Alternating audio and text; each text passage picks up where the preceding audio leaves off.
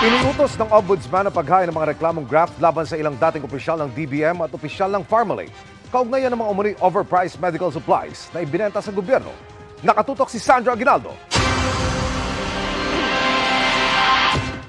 Panahon ng pandemya nang pumutok ang issue sa Pharmalay Pharmaceutical Corporation na nag-supply ng umano'y overpriced na medical supply sa gobyerno, kabilang ang personal protective equipment gaya ng face shields at RT-PCR test kits. Naungkat pa nga sa investigasyon ng Senate Blue Ribbon Committee kung paanong nakuha ng kumpanya ang bilyong pisong halaga ng kontrata sa kabila ng maliit nitong paid-up capital. Ilang opisyal ng Pharmalay, Department of Budget and Management at DOH ang ginisa sa Senado.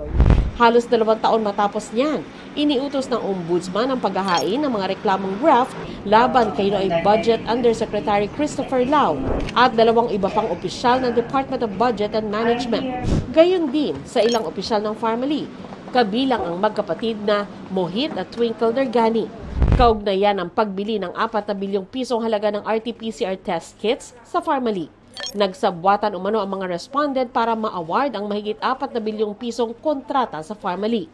Kahit may iba pang kumpanya na mas may kakayahan daw na mag-supply at mag-deliver ng mga test kits sa mas murang halaga. Ikinalungkot ito ng kampo ng mga opisyal ng Pharmalay. Sabi ng mga abogado ni Nergani at ilan sa mga akusado, handa silang harapin ang mga kasong isasampa sa korte para mapatunayan na walang ginawang mali ang mga kliyente. Sinusubukan pa naming kunan ng pahayag ang ibang akusado.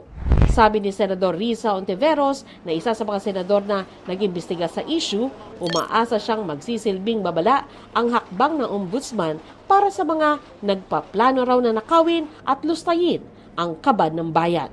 Sabi naman ng Department of Budget and Management, handa silang ipatupad ang mga parusang inirekomenda ng ombudsman sa mga sangkot na dating opisyal ng DBM.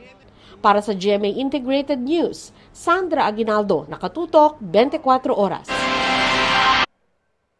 Mga kapuso, samahan nyo kaming tumutok 24 oras. Bisitahin at mag-subscribe sa GMA Integrated News sa YouTube. Sa mga kapuso abroad, bisitahin ang GMA Pinoy TV at www.gmanews.tv.